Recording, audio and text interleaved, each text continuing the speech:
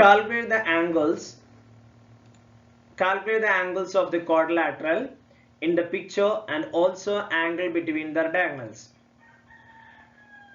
Okay, അതായത് ചിത്രത്തിലെ ചതുർഭുജത്തിന്റെ കോണുകളും വികർണങ്ങൾക്കിടയിലുള്ള കോണുകളും കണക്കാക്കുക. ABCD എന്ന് പറയുന്ന ചതുർഭുജത്തിന്റെ കോണും കാണണം, അതേപോലെ ഈ വികർണങ്ങൾക്കിടയിലുള്ള കോണും കാണണം. A കാണണമെന്നുണ്ടെങ്കിൽ ഇവിടെ മിസ്സായിട്ടുള്ള ഈ ആംഗിൾ കിട്ടണം, B കാണണമെന്നുണ്ടെങ്കിൽ ഇവിടെ മിസ്സായിട്ടുള്ള ആംഗിൾ കിട്ടണം, C കാണണമെന്നുണ്ടെങ്കിൽ ഇവിടെ മിസ്സായിട്ടുള്ള ആംഗിൾ കിട്ടണം, D കാണണമെന്നുണ്ടെങ്കിൽ ഈ രണ്ട് ആംഗിളും കണ്ടുപിടിക്കണം. ഓക്കെ, അപ്പൊ നമുക്ക് കണ്ടുപിടിക്കണം. ഇവിടെ ABD ഈക്വൽ ടു ACD എന്ന് എഴുതിയിട്ടുണ്ട്. ഞാൻ എഴുതിയ ആംഗിളുകൾ വെച്ചിട്ട് പറയാണ്. ABD എന്ന് പറയുന്ന ഈ ആംഗിൾ 30 എന്നാണ്. അങ്ങനെയാണെന്നുണ്ടെങ്കിൽ ഈ ACD എന്ന് പറയുന്ന ഈ ആംഗിൾ 30 ആണെന്നാണ് പറയുന്നത്. എന്തുകൊണ്ടാണെന്ന് നിങ്ങൾക്ക് പറയാൻ പറ്റുമോ? ഇവിടെ ആംഗിൾ ഈക്വൽ ആണെന്ന് എഴുതിയിട്ടുണ്ട്, അത് തുല്യാന്ന് എഴുതിയിട്ടുണ്ട്. നോക്കി, നമ്മൾ പഠിച്ചതാണ് ഒരു കോഡ്, ഒരു ഞാണ് വൃത്തത്തിൽ ഉണ്ടാക്കുന്ന എല്ലാ കോണുകളും എന്തായിരിക്കും?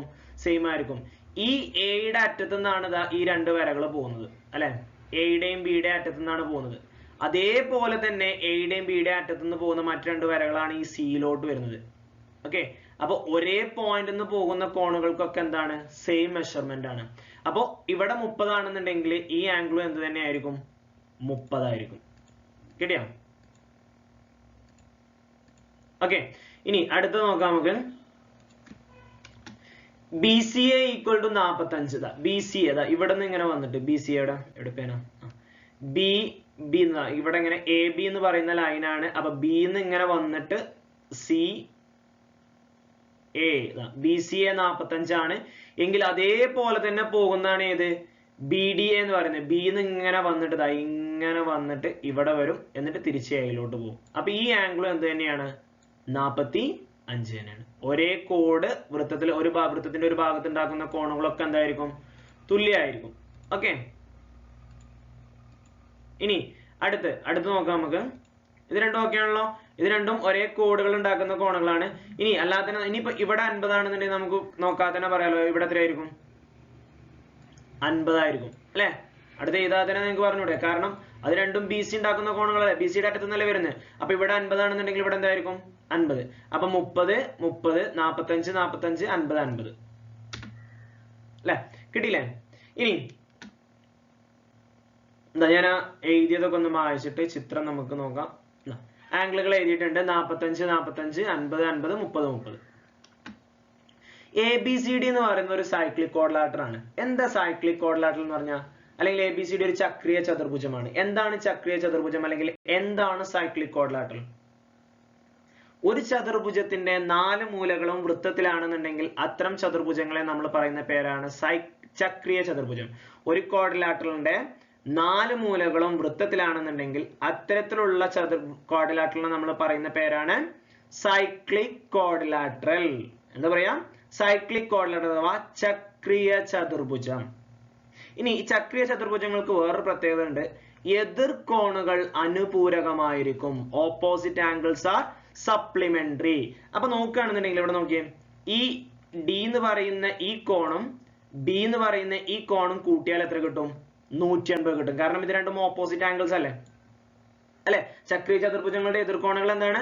180. അതേപോലെ തന്നെ എയും സിയും കൂട്ടിയാൽ അവിടെയും കിട്ടും എന്ത്? 180. ഓക്കെ, അപ്പൊ angle B plus angle D എന്ന് പറഞ്ഞു കഴിഞ്ഞാൽ എത്രയാണ്? 180 ആണ്. അതിൽ ആംഗിൾ D എന്ന് പറഞ്ഞു കഴിഞ്ഞാൽ ഈ 45ഉം 50ഉം കൂടി കൂടുന്നതാണ് ആംഗിൾ D.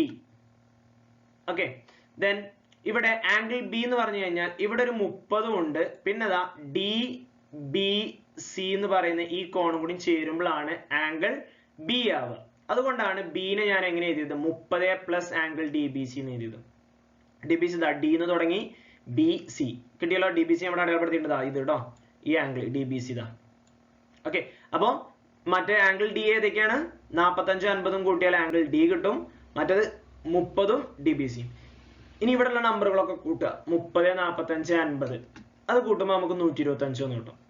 125 പ്ലസ് DBC ആണ് 180. ഇനി ഈ 125നെ എപ്പുറത്തോട്ട് കൊണ്ടുപോകുക. ഇതിവിടെ പ്ലസ് ആണ്, ഇപ്പുറം വരുമ്പോൾ എന്താവും?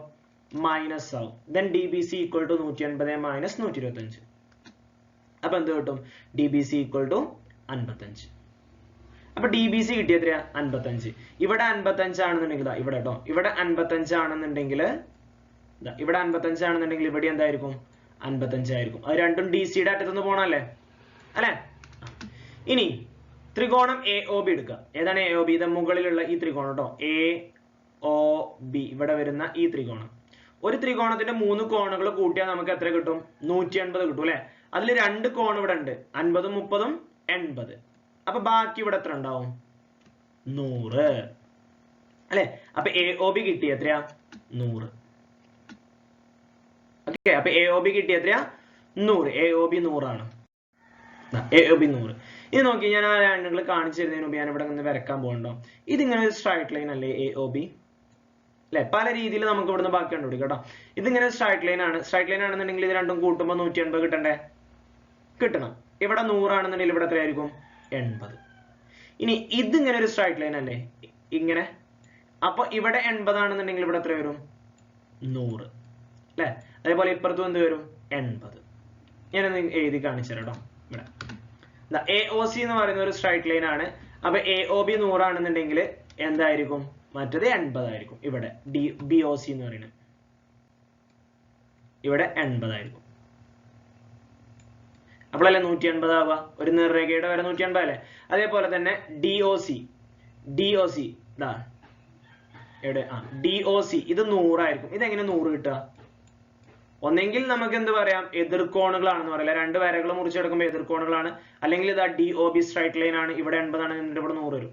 ഇനി ഇവിടെ എത്രയായിരിക്കും വരിക? അപ്പോൾ എതിർകോണുകൾ നോക്കുകയാണെന്നുണ്ടെങ്കിലും സ്ട്രൈറ്റ് ലൈൻ വെച്ച് നോക്കുകയാണെന്നുണ്ടെങ്കിൽ എങ്ങനെ നോക്കിയാലും ഇവിടെ എന്ത് വരും? 80 വരും. ഓക്കെ, അപ്പൊ എ ഒ ഡി 80. ഇനി ഇപ്പൊ നമ്മളോട് ചോദിച്ചിട്ടുള്ള ഇപ്പൊ ഡയഗണൽസിന്റെ അടിയിലുള്ള കോണുകൾ നമുക്ക് കിട്ടില്ല. ഡയഗണൽസിന്റെ അടിയിലുള്ള കോണുകൾ എത്രയാ? 100 80. ഇനി നമ്മളോട് ചോദിച്ചിട്ടുള്ളത് ക്വാഡ്രിലാറ്ററിന്റെ കോണുകളല്ലേ. ഇത് രണ്ടും കൂട്ടിയാൽ മതി. എ എന്ന് പറയുന്നത് എത്രയാ? 50 55 50 50 100 105 വരും. ബി എത്രയാ? 50 30 85 85 വരും. ഇവിടെ എത്ര വരിക? 40 30 75 75. ഇവിടെ എത്ര വരും? 50 40 95 95 അല്ലെ. ആ 4 കോണുകൾ എന്ത് ചെയ്താൽ മതി? കൂട്ടിയാൽ മതി. എ ബി സി ഡി നമുക്ക് കിട്ടും. ക്വാഡ്രിലാറ്ററിന്റെ കോണും കിട്ടി, ഡയഗണൽസിന്റെ കോണും കിട്ടി.